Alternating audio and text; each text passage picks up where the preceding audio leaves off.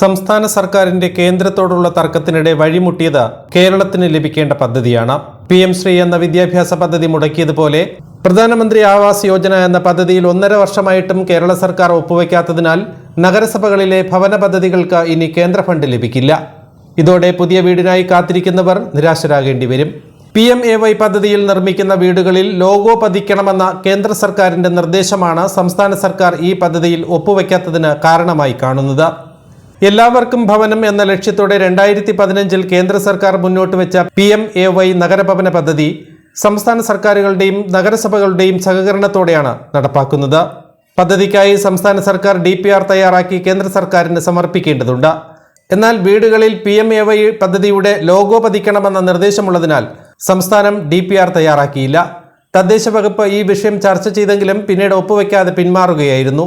ഇതാണ് നിലവിലെ അവസ്ഥയെങ്കിലും കേരളത്തിന്റെ പരാതി കേന്ദ്ര ഫണ്ടുകൾ ലഭിക്കുന്നില്ല എന്നാണ്.